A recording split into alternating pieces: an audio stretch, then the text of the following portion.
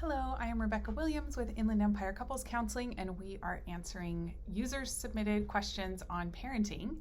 And this question today is a sensitive one. It has to do with complex PTSD and what a parent can do to help the children when the other parent is in a time of extreme emotional distress.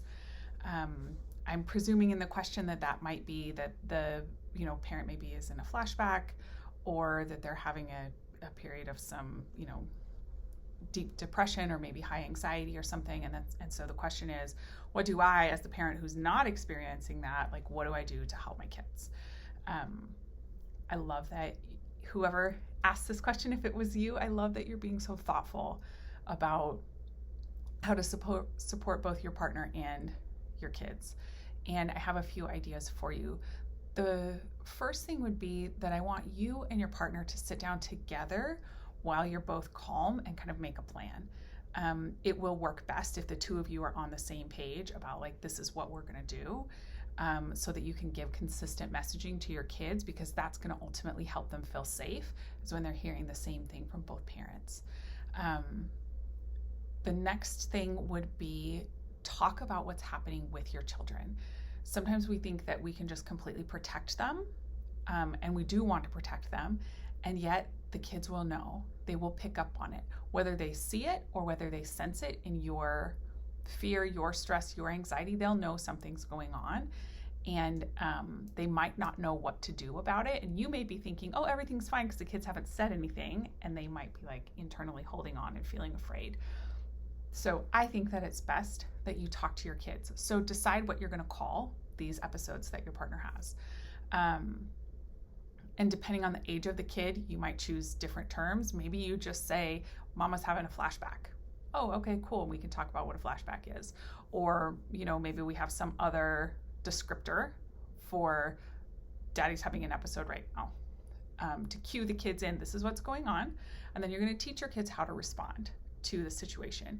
And we want to do that without putting any caretaking burdens onto the children, because it is really not appropriate to expect that they are going to do something to help the parent who is dealing with this emotional distress. But we also want to teach the kids what to do so that they feel safe and secure, and also so that we can give the parent some appropriate distance that they need to deal with their stuff.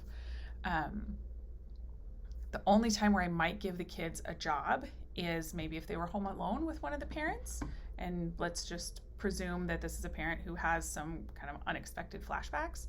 It might be appropriate to tell a kid, hey, when that happens, you need to get the phone and call me. And that's the extent of what they do to manage the situation. And the rest of it should be other adults who are helping to manage the situation. So maybe what that looks like is that we could do something as extreme as the parent who is having the episode needs to leave the house.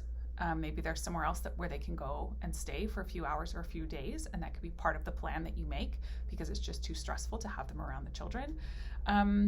Or it might be something like, we just let Mama stay in her room for a few days because we know that she's going through one of these episodes, or she's having a depression, and we can go in and talk to her and tell her that we love her, but when she's having one of those episodes, then this is what the rest of us do. Maybe we have a plan for how we pick up the slack of the things that Mama normally does that she's not going to be able to do right now. And you want to make sure that your kids have opportunity to talk about what's happening with you, and that they get to go on with their lives as normal, more or less, so that their whole lives don't have to be disrupted. There will still be someone to take them to school. There will still be someone to make sure that they get fed and that they get put to bed on time. And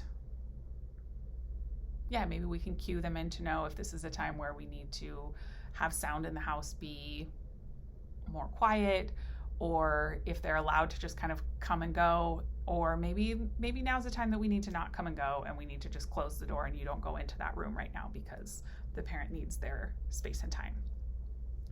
I will say, if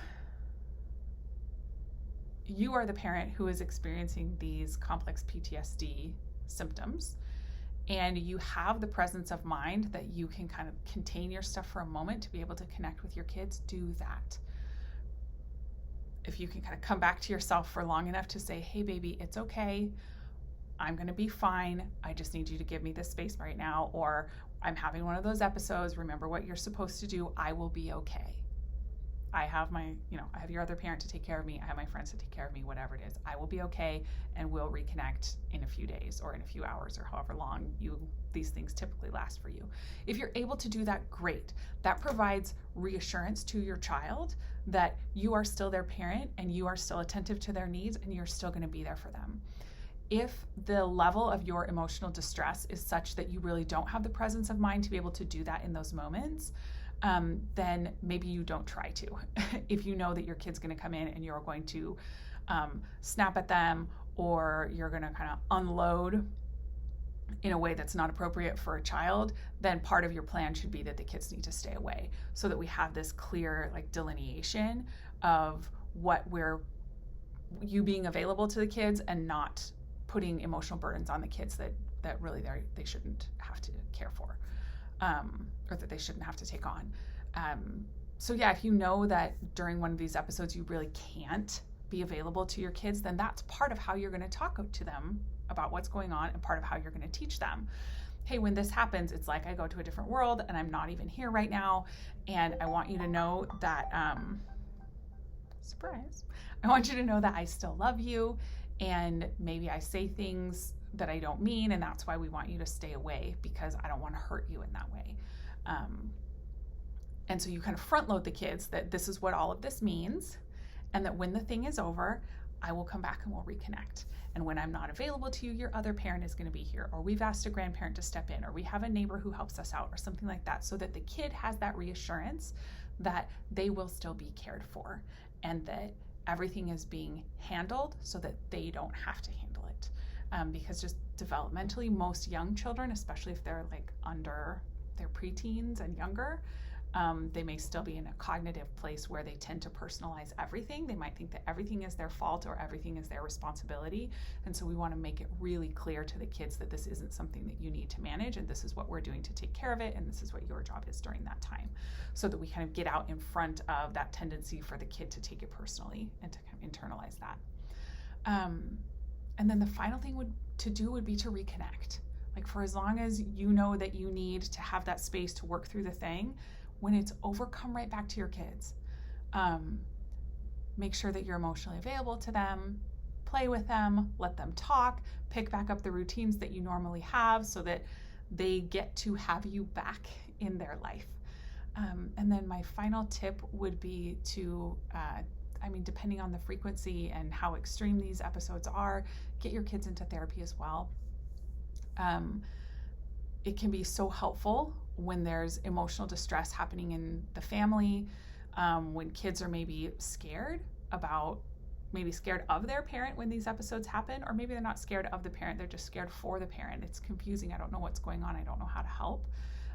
Having an entirely separate person in a safe place, a therapist who is just after taking care of the kids' needs, can be incredibly beneficial. And I would say that's true for kids of all ages, all the way up into the teen years.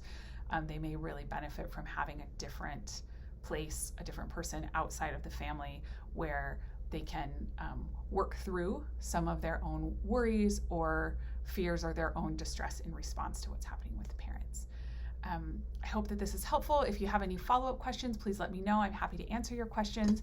If you find that some of this stress is happening in your own relationship and you want help from a couples therapist to figure it out, please give us a call or head over to our website at iecouplescounseling.com. You can learn all about the services that we have to offer and also set up a free phone consultation to figure out if we would be a good fit for helping you in your relationship.